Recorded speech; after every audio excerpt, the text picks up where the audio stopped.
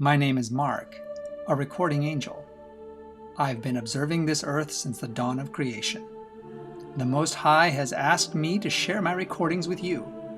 The following are my records of humans during the fascinating times when the desire of ages, Jesus the Messiah, came to this earth.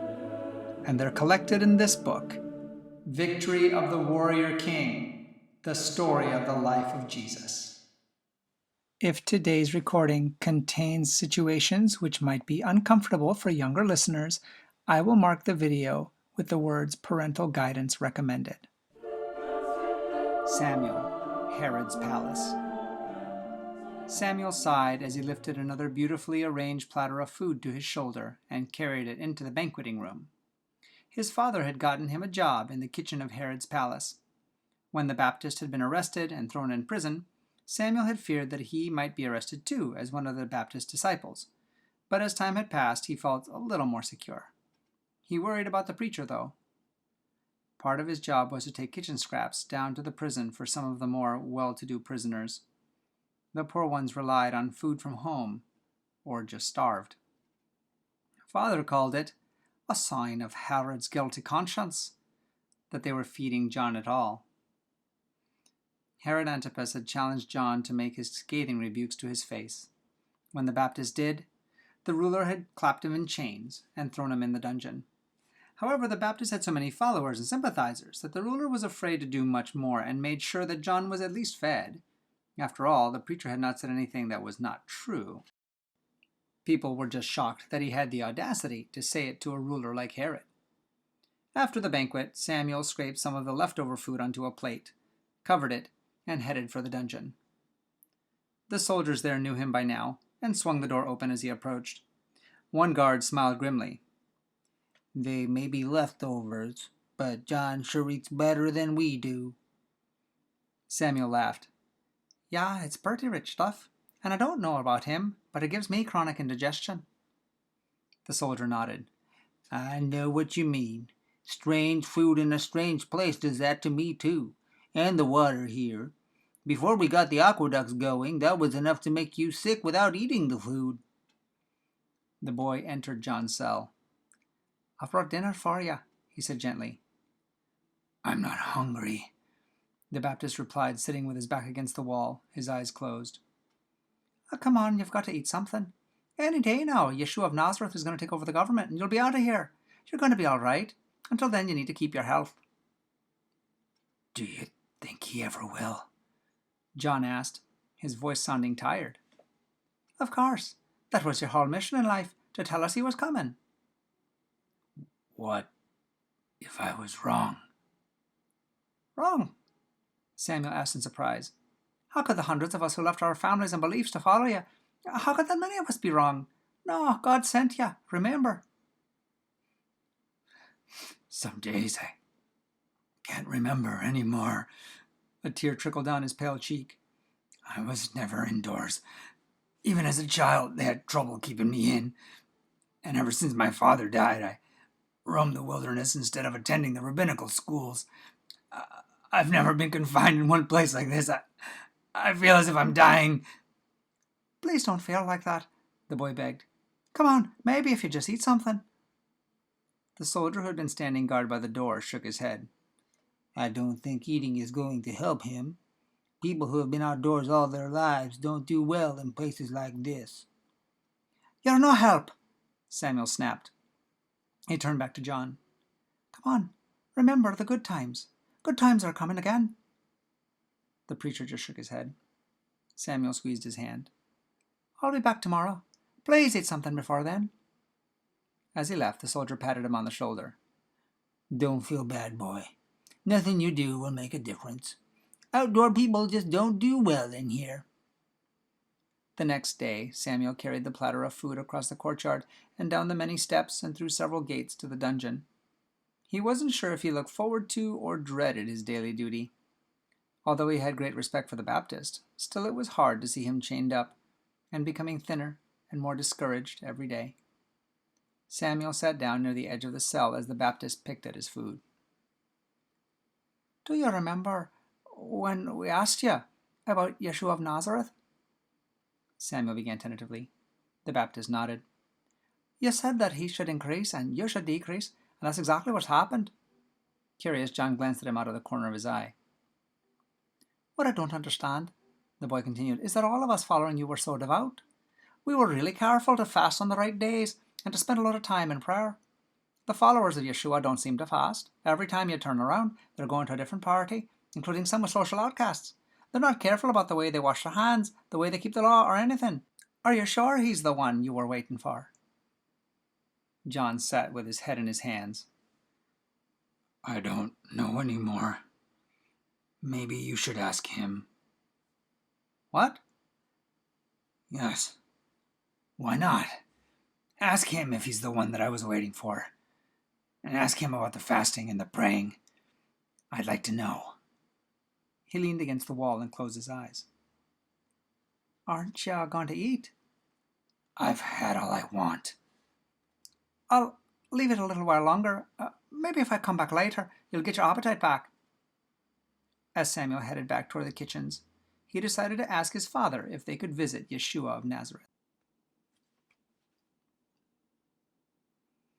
Samuel's feet fairly flew as he scurried across the courtyard toward the stairwell to the dungeon. He could hardly wait to speak to the Baptist. Wake up! Wake up! I spoke to your cousin, the boy said excitedly. John opened his eyes and tilted his head to one side. We did what you said, Samuel continued. We found Yeshua of Nazareth, my father and I, and we asked him. Now John was wide awake. What did he say? At first he didn't say anything. He just started healing people. He laid his hands over blind men's eyes, and they began to see. There were people there who hadn't walked in years, and all of a sudden they could walk. We saw lepers whose skin was healed and became all pink again. He healed those who couldn't hear too, and he can even raise the dead. Then he told us to come back and tell you what we had seen, and he gave a special blessing for you. He said, Blessed is anyone who does not give up his faith because of me. John had listened intently, then shook his head. It's too late for me. Samuel laughed with delight. No, it's not, he insisted. All kinds of people have asked Yeshua to do a sign to prove that he was the Messiah. He's never been willing to do it for anyone. Yet when you were discouraged, he did hundreds of them, all with us standing right there waiting. You were important enough for the Messiah to give sign after sign after sign. It's not too late for you. As my father started to leave to get back here, I heard a little bit more. Yeshua asked the crowd just what they thought they had gone out to see when they visited you at the Jordan. Then he said, you are the greatest prophet that had ever lived, and that no one more important than you has ever been born. He said, you are the Elijah who had been foretold by the prophets. The Baptist leaned forward, tears rolling down his cheeks. Oh, there's more! There's more! What more could there be? You know we were upset because his disciples don't fast and pray as much as we do. Well, he turned to the crowd and told them that God had tried hard to speak to them through you, with fasting and prayer and a strict life, and now through him and his disciples who ate like they did and lived like they did, and that God was doing everything he could to reach every type of person. Well, some people have accepted him. The people who were critical of you for your fasting and strict lifestyle are the same ones who attack him for eating and drinking too much and for being a friend of tax collectors and other sinners. John nodded. Yes, I am sure they are the same people. Well, Samuel said finally, all my questions were answered. John slowly nodded. Herod can do anything he wants to me now, because I did what I was born to do. Nothing else matters. He leaned against the wall and closed his eyes. Samuel waited for several minutes, and when the Baptist did not say anything further, he quietly left. Sarah, Bethany.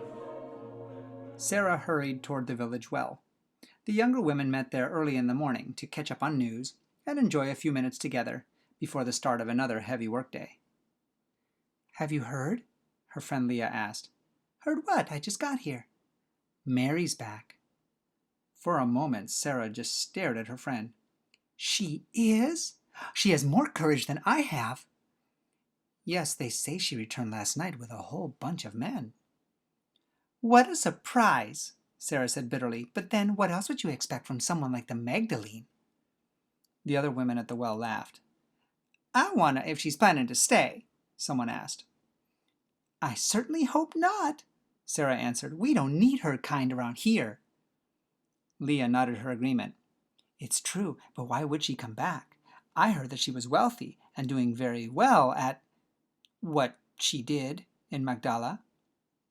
Maybe she returned to make money here, Sarah suggested. In Bethany? Don't be ridiculous, Leah responded. No rich people come through here, or at least those who do keep going. She must be home for something else, but what? Another woman shrugged. Maybe it has something to do with that big group of men she arrived with. All I know is I'm certainly staying away from their house. Leah nodded. Me too. It's disgusting. I hope she leaves soon. She must be a great embarrassment to poor Martha and Lazarus. I'm not surprised that Martha hasn't found anyone willing to marry her. Well, don't be too hard on her, Sarah replied. You and I haven't found anyone to marry us either yet. I know, but we're only 11, Leah protested. Sarah laughed. That's true. I suppose we stand a better chance than Martha does, although she cooks better than either of us. She cooks better than anybody, Leah agreed. Maybe Lazarus doesn't want to let her go. Maybe. Suddenly all the women fell silent as they sensed someone approaching. I don't believe it, someone said, but the rest quickly shushed her. Martha's younger sister walked through the crowd of staring women, drew water and poured it into her jug, and turned to leave. Y'all can stop staring any time now, Mary said. Yes, it is me. Yes, I'm here. No, I'm not planning to continue my profession here or anywhere else. Yeshua of Nazareth has taken me away from that life and healed me. Probably needed it, one of the women harumphed, considering your previous line of business and all. Mary spun around but couldn't spot who had said it. Yes, I did need it. More than you know. Then she trudged back toward her home. Leah and Sarah stood staring after her. Yeshua of Nazareth? He's in the group of men she came with? Leah said in amazement. He always seemed such a nice man. Sarah shook her head. He must not be the real Messiah if he associates with someone like Mary. I'll see you later, Leah. I've got a lot to do. She trudged slowly back to her home, feeling a sense of great disappointment. She had been hoping that Yeshua was the Messiah. Samuel, Herod's palace. Servants scurried everywhere, and the kitchen was filled with delicious odors. Every servant in the palace was on duty for the special event. It was Herod's birthday. There'll be lots of leftovers, Samuel thought to himself. John will have his choice of just about anything here. He saddened as he remembered how the Baptist grew thinner by the day in his jail cell. Even though Samuel tried to select the best leftovers, John just picked at them and ate very little. As the evening progressed, the party became wilder. Samuel was delighted that he was able to carry trays of food into the men's great banqueting hall.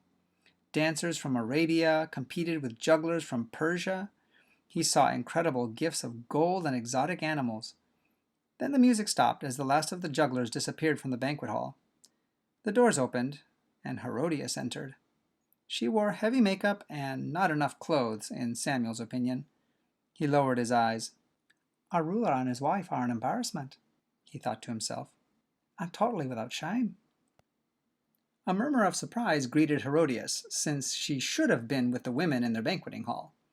Herod's notorious wife clapped her hands for everyone's attention. Now, she said, we have a special birthday treat for you, my daughter.